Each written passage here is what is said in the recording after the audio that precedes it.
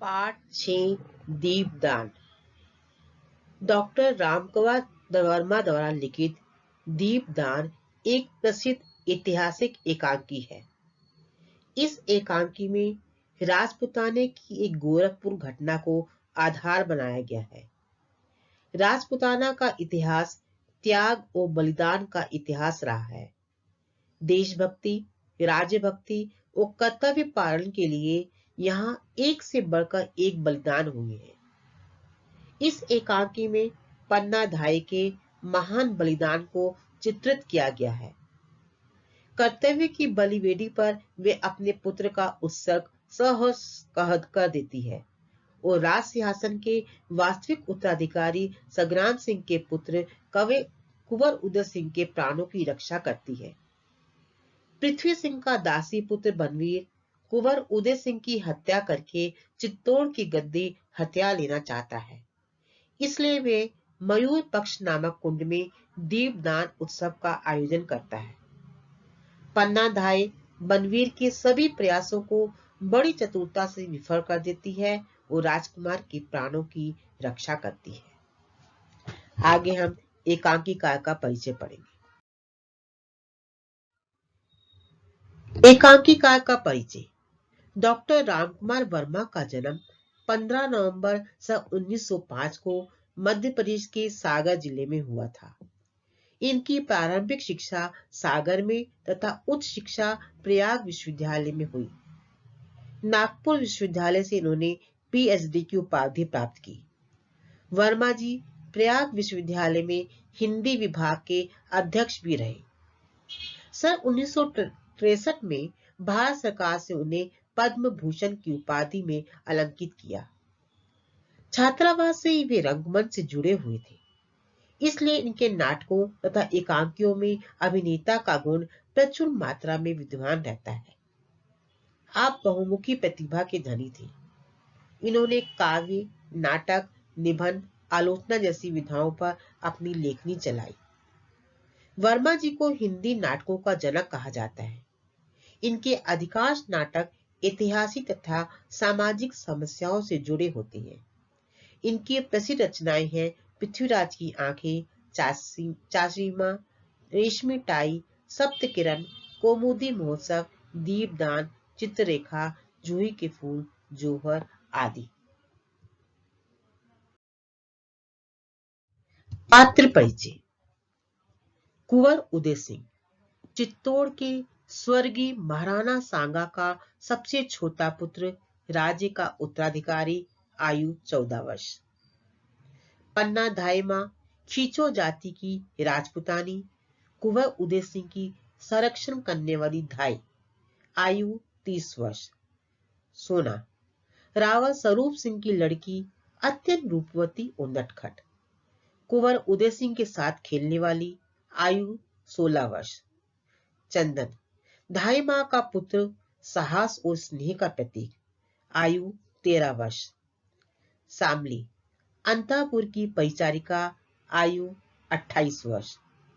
कीरत जूठी पत्थर उठाने वाला बारी, आयु 40 वर्ष।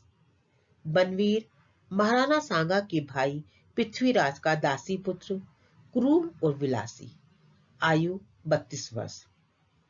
तो हमारी इस एकांकी में हमने क्या पात्र देखे? टोटल हमारे 7 पात्र है। सबसे पहला जो मेन पात्र हमारा कुंवर उदय सिंह का बताया गया है, जो चित्तौड़ के महाराणा सांगा का सबसे छोटा पुत्र होता है। और महाराणा सांगा की मृत्यु के बाद क्या है, वो राज्य का असली उत्तराधिकारी क्या है, वही होता है। परंतु उसकी उम्र कितनी होती है? 14 वर्ष। तो उम्र कम होने के कारण उसके क्या है, राज्य का उत्तराधिकारी पद पर उसे अभी नहीं बिठाया जाता। वो ये कहा जाता है कि वर्ष उम्र होने पर इसे क्या है, राज्य का उत्तराधिकारी बनाया जाएगा। पन्ना धाय मां, पन्ना धाय मां मतलब क्या है, वो कुंवर उदय सिंह की संरक्षिका कि राजमहल में क्या है, वो धाय मां क्या कुंवर उदय सिंह की रक्षक थी, उसकी देखभाल करती थी, उसको अपने मां से अधिक क्या उसे प्यार देती थी।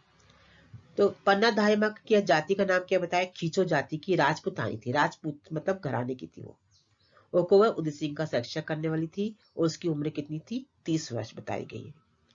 सोना क्या है? रावत स्वरूप सिंह की लड़की, महाराणा सांगा के ही स्वरूप सिंह के यहाँ एक मंत्री जो पद पर थे, उनकी लड़की का नाम सोना था, जो अत्यंत रूपवती और नटखट, नटखट मतलब वो शैतान थी।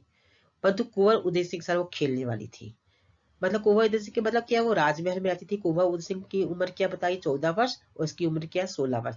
दोनों एक ही उम्र के खेले के होने के कारण क्या है, एक साथ ही क्या है, बचपन के मतलब एक मित्र थे, एक साथ खेलते थे, तो उसकी मित्र दोस्त थी वो। चंदन ढाई माह का पुत्र, साहस और स्नेह का प्रतीक, आयु 13 वर्ष। तो ढाई माह का असली पुत्र कौन था, चंदन। परंतु वो क्या है, महाराणा सांगा के महल की क्या है, संरक्षिका थी। तो वो क्या है, कुंवर उदय सिंह की साक्षात प्रकार क्या है, उसे अपने पुत्र से भी बढ़कर अधिक प्यार देती थी। मतलब चंदन से प्यार तो करती थी अपने पुत्र से, परंतु कुंवर उदय सिंह को भी उसी के समय बढ़कर उसकी संरक्षणा करती थी। शामली अंतःपुर की परिचारिका, परिचारिका मतलब सेविका, अंतःपुर मतलब महल, महल की सेविका जो काम करने उसको बोलते हैं, वो शामली थी। और उसकी उम्र कितनी थी, 28 वर्ष। किरण जूठी पत्थर उठाने वाला बारी, आयु 40 वर्ष। राजघराने में जो भी कोई काम होता था, तो कोई खाने का जो किया जाता था, प्रोग्राम किया जाता, तो जूठी पत्थर उठाकर जो बाहर ले जाने वाला काम वो कौन करता था, कि उस महल में करता था। और बनवीर महाराणा सांगा के भाई पृथ्वीराज का दासी पुत्र था। तो यहाँ मेन हमारे इस एकांकी में जो कैरेक्टर बताया, बनवीर का बताया है, जो महाराणा सांगा का छोटा भाई होता है पृथ्वीराज, उसका दासी पुत्र होता है। वो बहुत ही अधिक क्रूर मतलब रूडली और विलासी मतलब अपने ऐशो आराम में लगा रहता है। और उसकी उम्र कितनी बताई है, 32 वर्ष बताई है। काल 1536 ईस्वी, हमारी एकांकी की रचना जो की गई है फिर 1536 ईस्वी की है। समय रात्रि का दूसरा पहर। कुंवर उदय सिंह का कक्ष, पूरी सजावट है, दरवाजों पर रेशमी पर्दे पड़े हैं। एक पार्श्व में उदय सिंह की शैया है, सराहने पन्ना धायमा के बैठने का स्थान। नेपथ्य में नारियों की सम्मिलित नृत्य ध्वनि, मृदंग और कड़के की रमक, फिर नारियों का सम्मिलित कंठ से गान। तो एकांकी के इस पहले भाग में क्या बताया गया कि कुंवर उदय सिंह के कक्ष का दृश्य बताया गया है कि उनका दृश्य क्या, पूरी सजावट सजा हुआ है, रेशमी पर्दे लगे हुए हैं। एक साइड में क्या है, कुंवर उदय सिंह की शैया, शैया मतलब बेड है, और उसके सिरहाने पर पन्ना धायमा बैठी है। मतलब पन्ना धायमा हर समय उदय सिंह के साथ में रहती थी, उसके समय रक्षा करने के लिए वो तैयार, हर समय उसके साथ ही उनकी देखभाल करती थी। नेपथ्य में, नेपथ्य मतलब पर्दे के पीछे नारियों की सम्मिलित नित्य ध्वनि, नित्य मतलब नाच करती हुई ध्वनियों की आवाज। तो महल की नारियां थी, स्त्रियां थी, वो गाते हुए नृत्य कर रही थी। ये वहां से ये एकांकी हमारी स्टार्ट होती है। तो नृत्य के जो डांस किया, नृत्य के जो बोल थे, कंगन बंधन रन चरण पुत्र बधाई चाओ, तीन देहारा त्यागरा, काई रंग काई राव, काई रंग काई राव, काई रंग काई राव। फिर नृत्य की ध्वनि, घर आता धर्म पलटता, त्रिया पड़ता ताओ, एक मुई दिन मरना, काई रंग काई राव, काई रंग काई राव, काई रंग काई राव। ये संगीत नेपथ्य में धीरे धीरे हल्का सुनाई पड़ता है। उदय सिंह दौड़ता हुआ आता है, पुकारता है, धाई माँ, कोई उत्तर नहीं मिलता। अपने आप, धाई माँ कहाँ है? फिर पुकार कर, धाई माँ। पन्ना भीतर से आती हुई, क्या है कुंवर? देखकर, अरे सांझ हो गई और तुमने अभी तक अपनी तलवार म्यान में नहीं रखी। उदय सिंह, धाई माँ देखो ना, कितनी सुंदर सुंदर लड़कियां नाच रही हैं, गीत गाती हुई तुलजा भवानी के सामने नाच रही है, चलो ना देखो ना। पन्ना, मैं नहीं देख सकूंगी लाल। उदय सिंह, नहीं दाई माँ, चलो ना, थोड़ी देर की चलो ना। पन्ना, नहीं कुंवर, मुझे इस समय नाच देखना अच्छा नहीं लगता। उदय सिंह, क्यों नहीं अच्छा लगता? मैं तो उन्हें बड़ी देर से देखता रहा, और वे भी मुझे बड़ी देर तक देखती रही। धाई माँ, मैं कितना अच्छा हूँ धाई माँ। देखो यहाँ में एकांकी की शुरुआत में क्या बताया हुआ कि है, बनवीर का एक मेन जो करेक्टर बताया गया कि बनवीर जो क्या है, पृथ्वी महाराणा सांगा का छोटा भाई जो पृथ्वीराज का क्या है, दासी पुत्र होता है, मतलब दासी के द्वारा जो पैदा किया पुत्र है वो होता है। अभी महाराणा सांगा की मृत्यु के बाद क्या, जो उनके जो दो पुत्र बताए, उदय सिंह और विक्रम सिंह बताए हैं, तो वो मेन जो कैरेक्टर हमारा इस एकांकी में उदय सिंह का बताया है कि महाराणा सांगा की मृत्यु के बाद क्या है, उदय सिंह को उत्तराधिकारी बनाया जाना चाहिए था, परंतु क्या उनकी उम्र कम होने के, सिर्फ 14 साल की उम्र होने के कारण क्या है, वो राज्य का उत्तराधिकारी उन्हें नहीं बना सकते थे। और ये कहा गया था कि एक उनकी उम्र हो जाने के बाद क्या राज्य का उत्तराधिकारी उन्हें सौंप दिया जाएगा। इतने समय में क्या राज्य का कार्यकाल कौन देखेगा, बनवीर देखेगा। अब बनवीर क्या है, राज्य का मतलब उत्तराधिकारी तो मिल जाता, उसको पद मिल जाती उत्तराधिकारी की, तो बनवीर का कैरेक्टर क्या बताया, बहुत अधिक क्रूर और विलासी किस्म का होता है। अपने ऐश ग्राम में लगना, दूसरों को मतलब लोगों को तंग करना, मारना काटना, मतलब अपने उसमें सुख में मतलब पैसा अपना, ऐसे बुरे काम में लगा रहता है। तो अभी क्या है, ये बनवीर के कैरेक्टर में ये बताया है कि बनवीर के मन में ये इच्छा होती है कि मुझे तो अभी राजगद्दी मिली हुई, मैं राज सिंहासन में उत्तराधिकारी तो हूँ मैं, मतलब मेरे रास्ते के जो दो कांटे हैं, ये उदय सिंह और विक्रम सिंह है। यदि मैं इनको जान से मार दूं, मैं इनकी हत्या कर दूं, तो मैं निष्कंटक क्या राज्य कर सकता हूँ। मेरे राज्य में मतलब ये दो रुकावटें हैं कि उदय सिंह की जैसे ही उम्र होएगी तो राज्य का अधिकारी उससे दिया नहीं जाएगा और मेरी ये पदवी क्या छीन ली जाएगी। तो मतलब हंस में एक मतलब कुछ ना कुछ क्रूर चाल चलता रहता है कि किसी तरह भी क्या मुझे उदय सिंह को मारना है, विक्रम सिंह को, उदय सिंह को अपने रास्ते से अलग करना है। तो विक्रम सिंह और उदय सिंह दोनों क्या है, महाराणा सांगा के पुत्र होते हैं। तो यहाँ पर अभी क्या है, बनवीर क्या करता है, एक योजना बनाता है कि हमारे एकांकी के मेन यही बताया है कि वो एक राजमहल में क्या है, एक दीपदान का महोत्सव रखता है, जो हमारे एकांकी का मूल शीर्षक भाग जिसमें नाम दिया गया है दीपदान।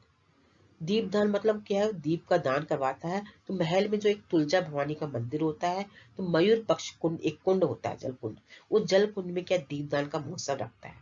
तो उसकी प्लानिंग ये होती है कि पूरे महल के जितने लोग हैं सभी दीपदान के महोत्सव में लगे रहेंगे और नाचते गाते रहेंगे, और मैं धीरे जाके क्या है उदय सिंह की हत्या कर दूंगा, तो कानो कान किसी को पता ही चलेगा कि उसकी हत्या हो गई है।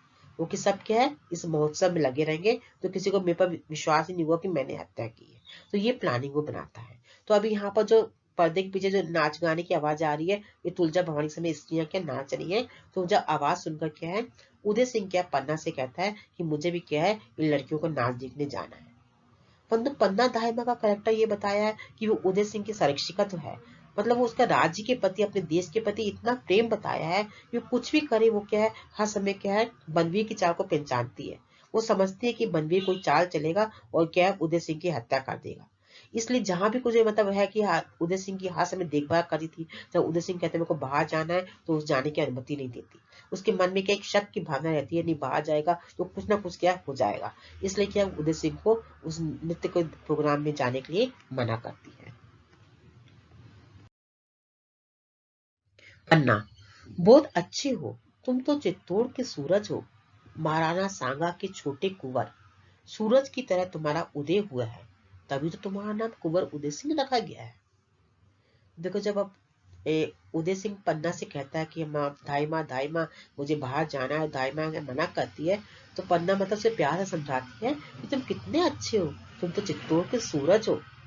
अब सूरज का मतलब कंपेयर क्या किया गया है कि जिस प्रकार मतलब एक उदय सिंह से कंपेयर किया गया है, जिस प्रकार आकाश में क्या सूरज अपना प्रकाश फैलाता है, रोशनी फैलाता है, उसी प्रकार क्या है महाराणा सांगा के तो मतलब महल में क्या है, तुम्हारा जन्म भी क्या सूरज के समान तुम्हारा उदय हुआ है। जिस प्रकार सुबह सुबह क्या प्रकाश, मॉर्निंग समय क्या सूरज उदित होकर सबको प्रकाशित कर देता है, उसी प्रकार तुम्हारा भी उदय हुआ है और तुम इस महल को क्या पूरे महाराणा सांगा के क्या है इसको राज्य को तुम क्या उदित कर दोगे, अपने नाम से तुम उदित कर दोगे। इसलिए क्या है पन्ना धाई ने उदय सिंह का नाम क्या बोला है, कंपेयर किया, क्या सूरज के साथ उसका कंपेयर किया है। उदय सिंह हंसकर, अच्छा ये बात है, पर क्या रात में भी सूरज का उदय होता है, मैं तो रात में भी हंसता खेलता रहता हूँ। पन्ना, दिन में तो तुम चित्तौड़ के सूरज हो कुंवर, और रात में तुम राजवंश के दीपक हो, महाराणा सांगा के कुल दीपक। देखो अभी कितना अच्छा कंपेयर किया गया कि दिन में तुम सूरज हो, रात में तुम जिस प्रकार के रात में चंद्रमा की रोशनी चमकती है उस प्रकार तुम राजवंश के तुम दीपक हो। तो देखो उदय सिंह अभी क्या मजाक में क्या बोलता है पन्ना धाइमा को, कुल दीपक, कहीं तो मुझे दान ना कर देना धाइमा, कि तुम मुझे दीपक समझ के, जब तुमने कुल दीपक कहा है तो कहीं ऐसा सब लोग यहाँ दीपदान का महोत्सव हो रहा है, कहीं दीपक समझ के तो मुझे दान मत कर देना। फिर नाचने वाली लड़कियां तुलजा भवानी की पूजा में दीपदान करके ही नाच रही है, ये दीपक छोटे से कुंड में कैसे नाचते हैं धाइमा, मचले हुए स्वर में। चलो ना धाइमा, तुम उनका दीपदान देख लो, जिस तरह उनके दीपक नाचते हैं उसी तरह वे भी नाच रही है। पन्ना, मैं इस समय कुछ नहीं देखूंगी कुंवर। धाय मतलब उदय सिंह बाबा पन्ना धाइमा को फोर्स करता है कि हम चलो तुलजा भवानी के मंदिर में हम लड़कियों का डांस हो रहा है, हम नृत्य हो रहा है, हम देखने जाते हैं। वो धाइमा क्या है, उसे जाने की परमिशन नहीं देती, क्योंकि उसके मन पता था कि ये बनवे की कोई एक चाल है। उदय सिंह रूठ कर, तो जाओ, मैं भी नहीं डरूंगा, मैं उदय सिंह भी नहीं बनूंगा, वो कुलदीपक भी नहीं, कुछ नहीं बनूंगा। जैसे छोटे बच्चे मसल जाते हैं ना कि हाँ, तो गुस्से से बैठ जाएगा कि हाँ मैं कुछ नहीं करूंगा, मैं उदय सिंह भी नहीं बनूंगा, मैं कुलदीपक भी नहीं। तो मुझे उदय सिंह का कह रहे, कभी सूरज से कंपेयर करे, चंद्रमा से कंपेयर करे, पर मैं कुछ भी नहीं बनूंगा। अन्ना, रूठ गए कुंवर? रूठने से राजवंश नहीं चलते। जाओ विश्राम करो, देखो तुम्हारे कपड़ों पर धूल छा गई है, दिन भर तुम तलवार का खेल खेलते रहे, थक गए होगे, जाओ शैया पर सो जाओ, मैं तुम्हारी तलवार अलग रख दूंगी। उदय सिंह रूठे हुए स्वर में, तब तो मैं तलवार के साथ ही सो जाऊंगा। मतलब धाइमा कुंवर सिंह मतलब राजपूत, मतलब ये बताया, राजकुमार का ये बताया कि हर समय क्या राजघराने पुराने समय में राजा महाराजा तलवार लेकर के रहते थे। अभी उदय सिंह छोटी उम्र का था, तब भी उसके हाथ में क्या तलवार रहती थी, क्योंकि एक राजपुतानों की एक निशानी बताई है कि इतने वो बाहर होते हैं। जब पन्ना धाइमा कहती है कि तुम सो जाओ, तुम्हारी तलवार क्या मैं म्यान में रख दूंगा, तो क्या उदय सिंह तो पन्ना धाइमा से गुस्सा हो गए थे, क्योंकि भेज नहीं थी। तो कहती नहीं, मैं तलवार इसके साथ ही सो जाऊंगा, तुमको मैं तलवार भी नहीं दूंगा, मतलब गुस्सा होके ये बोलता है। पन्ना, अभी वे समय नहीं आया कुंवर, चित्तौड़ की रक्षा में तुम्हें कई दिनों तक तलवार के साथ सोना पड़ेगा। फिर धाइमा उदय सिंह को समझाती है, तुम तलवार के साथ सो रहे हो, अभी वो समय नहीं है। जब तुम बड़े हो जाओगे, राज के उत्तराधिकारी बन जाओगे, तुमको चित्तौड़ राज की रक्षा करनी पड़ेगी। रक्षा के लिए तुम्हें दिन भर क्या तलवार के साथ ही सोना पड़ेगा। तब तुम बड़े हो जाओगे तो तलवार को अपने साथ रख लेना। तो उदय सिंह रूखे स्वर में क्या कहता है, तुम्हें तलवार का डर लगता है, जो बार बार तलवार रखने को कहती हो। पन्ना, तलवार से डर? चित्तौड़ में तलवार से कोई नहीं डरता कुंवर। जैसे लता में फूल खिलते हैं ना, वैसे ही यहाँ वीरों के हाथों में तलवार खिलती है, तलवार चमकती है। उदय सिंह उसी तरह रूखे स्वर में, अब मेरा मन बहलाने लगी, तुम नाच देखने नहीं चलती तो मैं ही अकेला चला जाऊंगा, मैं जाता हूँ, जाने को उद्यत होता है। पन्ना, नहीं कुंवर, तुम कभी रात में अकेले नहीं जाओगे, चारों तरफ जहरीले सर्प घूम रहे हैं, किसी समय भी तुम्हें डस सकते हैं। उदय सिंह, सर्प? कैसे सर्प? तो यहाँ पर देखो, अभी जहरीले सर्प का प्रयोग किया गया है। तो यहाँ पर पन्ना धाइमा का कहना जहरीले सर्प मतलब वो बनवीर की ओर इशारा कर रही है। तो ये नहीं कि सांप की ओर इशारा कर रही है कि हाँ तुम्हारे इस राजमहल में कई ऐसे मतलब सांप के समान क्या है, ऐसे डसने वाले क्या बनवीर जैसे करेक्टर के लोग हैं, तो तुमको हाथ में क्या डस कर तुम्हारा क्या तुमको नुकसान पहुंचना चाह रही है। यहाँ पर पन्ना धाइमा का जहरीले सर्प से कर बनवीर से ही कह रहा है, वो बनवीर के लिए कह रही है कि तुम बाहर नहीं जाओ, तुम्हें जहरीले सर्प तुमको नुकसान पहुंचा देंगे। अन्ना, तुम नहीं समझोगे कुंवर, जाकर सो जाओ, थक गए होगे, भोजन के लिए मैं जगा लूंगी। उदय सिंह, नहीं माँ, आज ना मैं भोजन करूंगा, ना अपनी सैया पर सोऊंगा, प्रस्थान के लिए उद्यत। पन्ना रोकते हुए, सुनो सुनो कुंवर, उदय सिंह का प्रस्थान, चले गए? कुंवर का रूठना भी मुझे अच्छा लगता है, मना लूंगी, नाच गान दीपदान, इसी तरह चित्तौड़ की रक्षा होगी। चित्तौड़ में बहुत हो चुका, बहुत हो चुका, अब तो बनवीर का राज्य है। तुपुन नाद करते हुए एक किशोरी का प्रवेश। किशोरी, धाई माँ को प्रणाम। पन्ना, कौन? किशोरी, मैं हूँ सोना, रावल स्वरूप सिंह की लड़की। कुंवर जी कहाँ हैं? पन्ना, ये थक गए हैं, सोना चाहते हैं। सोना, सोना चाहते हैं तो मैं भी तो सोना हूँ, 28। पन्ना, चुप रह सोना, कुंवर जी रूठ कर सोने चले गए हैं, तुम लोग कुंवर को नाच गाने की ओर खींचना चाहती हो। देखो अब इतने में क्या बताया है कि कुंवर उदय सिंह को क्या पन्ना धाई माँ जब नहीं भेजती तो गुस्सा होकर बोलते मैं खाना नहीं खाऊंगा, मैं सोऊंगा नहीं, मैं जार उठ के मैं यहाँ से जा रहा हूँ, और वो चले जाते हैं। धाई माँ क्या बोलती है कि इस बच्चे का क्या है, उठना भी मुझे अच्छा लगता है, नाच गाना दीपदान सब एक साइड हुए, अभी तो चित्तौड़ की रक्षा का सवाल है, अभी तो चित्तौड़ की मुझे रक्षा करनी है, तो मैं क्या है इसे अभी जाने नहीं दूंगी। इतने में कौन आ जाती है, एक किशोरी, किशोरी मतलब एक छोटी लड़की आती है, उस लड़की का नाम क्या है, सोना। वो सोना कौन होती है, रावत स्वरूप सिंह की लड़की होती है, जो कुंवर के उम्र की होती है, एक ही आयु की होती है, और दोनों एक साथ खेलते हैं। तो यहाँ पर भी यही बताया है कि जो बनवीर होता है वो सोना, मतलब सोना तो एक छोटी सी मतलब इतनी नासमझ लड़की होती है, मतलब बनवीर उसको लालच देकर समझा, मतलब फंसा, अपनी बातों के जाल में फंसा लेता है कि तू क्या है, यदि उदय सिंह को यहाँ पर नित्य गाने में लेकर आएगी तो तेरे को मैं ये दूंगा वो दूंगा। वो छोटी लड़की भी क्या उसकी बातों में प्रलोभन में लालच में आ जाती है। और वो क्या है, कुंवर उदय सिंह को बुलाने आती है, चलो हम नाच गाने का प्रोग्राम देखेंगे, क्योंकि दोनों एक साथ ही खेलते थे। तो क्या है, पन्ना दाइमा क्या है, इसको वहां जाने पर सोना के साथ जाने को मना कर देती है।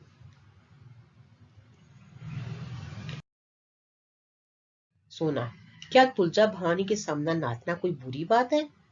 आज हम लोगों ने दीपदान किया और मन भरकर नाचा, यूं नाचती है। कुंवर जी तो बड़ी देर तक हमारा नाच देखते रहे। मैं भी उनको देखकर बहुत नाची। उनको हमारा नाच बहुत अच्छा लगा।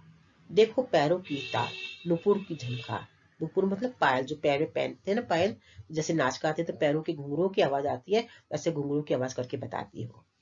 पन्ना, बस बस सोना, अगर तू रावल जी की लड़की ना होती तो। सोना कटार झोंक देती। कटार अट्ठास करती है। अट्ठास करना मतलब हंसते हुए। ढाई माँ, तुमने उदय सिंह के सामने तो अपने पुत्र चंदन को भी बुला दिया। तुम्हारा मातृत्व में उदय सिंह ऐसे समाये हैं जैसे कटार को अपने हृदय में रखने के लिए अपना हृदय खोखला कर दिया हो।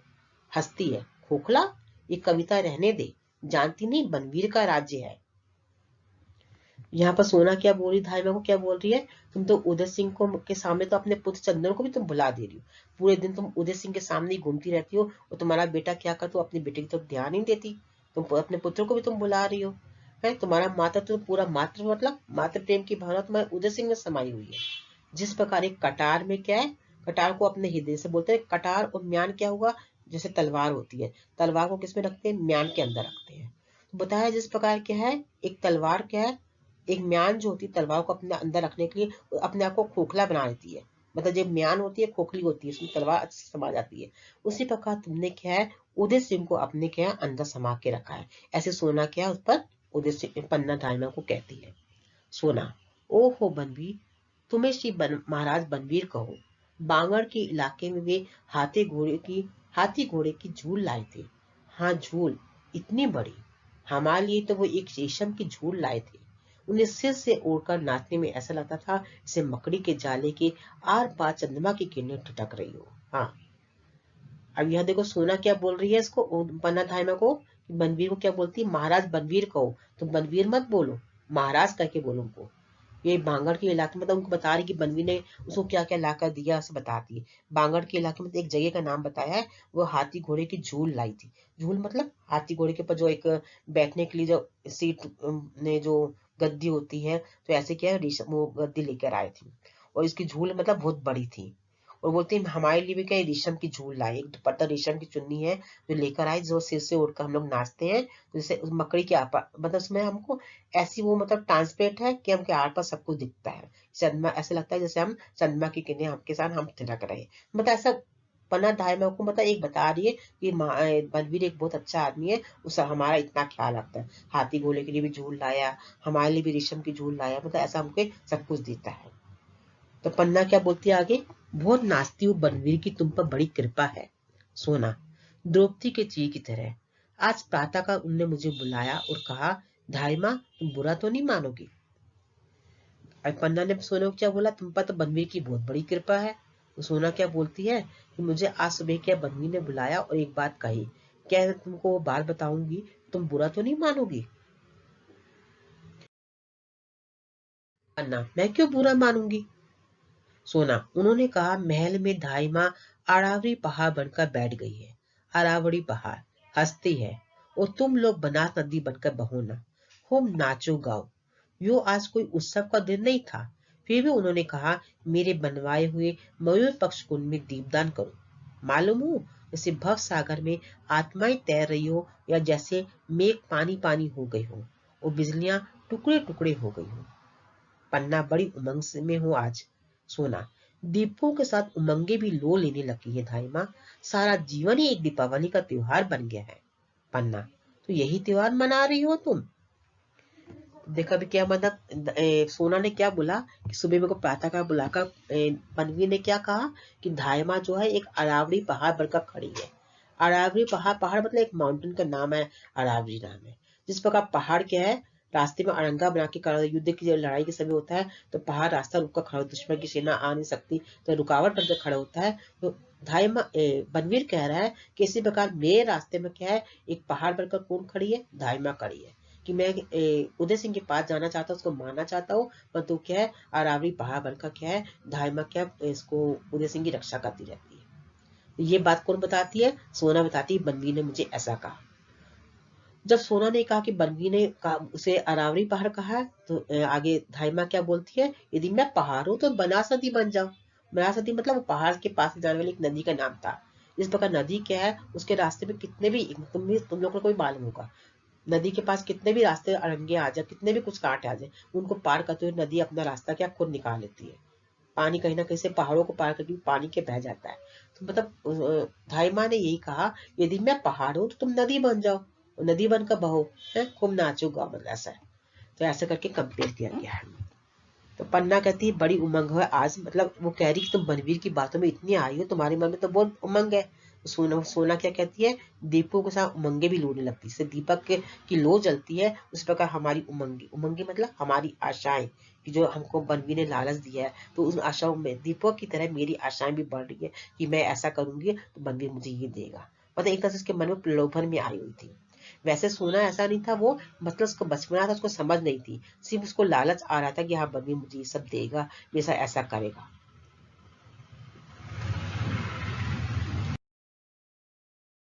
सोना, मैं ही क्या, सारे नगर निवासी ये त्योहार मना रहे हैं।